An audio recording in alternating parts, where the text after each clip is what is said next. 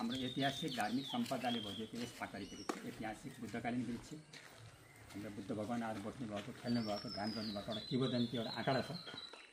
धार्मिक हाम्रो master holder PhD holder विभिन्न धरती माताहरूले मेडिटेसन गरे अनुसार 31 कोटी देवता शिवजी गणेश भगवान शेषनागले बास गरेको पवित्र वृक्ष अमृतमय वृक्ष जसले अवलोकन गर्नको लागि नेपालको सामान्य किसानदेखि लिएर मन्त्रीगणसम्म 1 लाखदेखि लिएर पिएचडी होल्डर हाम्रो geophysics scientist international journalist ANIS American news international service लगाएर पत्रकारहरू गजिरहन सापकोटा अन्तर्राष्ट्रिय पत्रकार लगायत सम्पूर्ण अलरेडी हाम्रो एजुकेसनल टुर बायोलोजी सम्पूर्ण टिमहरू आइसक्नुमा आज पनि हाम्रो फरेस्ट्री ग्रुपहरू छ। हाम्रो एग्रो फरेस्ट्री ग्रुपबाट हाम्रो देवु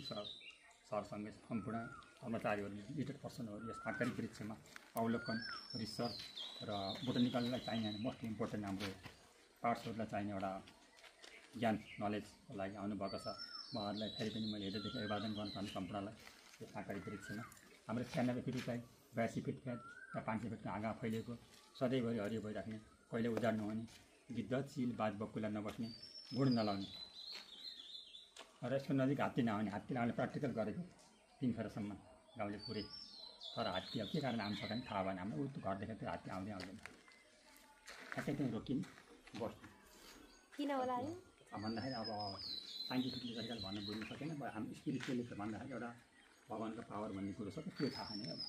त्यहाँबाट काम सकेन हात्ती र फुल अफ पोजिटिभ भाइब्रेसन अक्सिजन भएको हाम्रो skin cancer skin disease hypertension depression frustration र क्रोनिक डिजिजहरूलाई निवारण गर्न मद्दत गर्ने वृक्ष भएको हुँदाखेरि हाम्रो नगरपालिका कुलसुधार समिति वार्ड प्रतिनिधि लुम्बिनी लगायत आज हाम्रो एग्रो फरेस्ट्री ग्रुपको सम्पूर्ण टिमहरू पनि एड हुनुभयो सम्पूर्णको एउटै आवाज छ। हाम्रो गौतम बुद्ध मेडिटेसन सेन्टर बनाएर प्लानिङ छ हाम्रो आर्किटेक्चर इन्जिनियर गोपाल बहादुर कुँवरजी हुनुहुन्छ हाम्रो होमस्टे म्युजियम र ग्रिनरी प्लेस हाम्रो ग्रेटर प्लान छ यसको सम्पूर्ण साथ पाइए पनि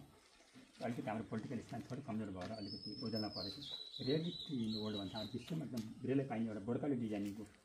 फुलहरू जताततै हुन्छन्। भैमल अत्रेको कलकत्ताको वेस्ट बङ्गालमा हाम्रो 1.5 किलोमिटरमा फैलिएको छ। एउटा हाम्रो लफिङ ट्री भन्ने छ हाम्रो उत्तराखण्डमा हाम्रो हेन्डिट डिमोटोरम भन्ने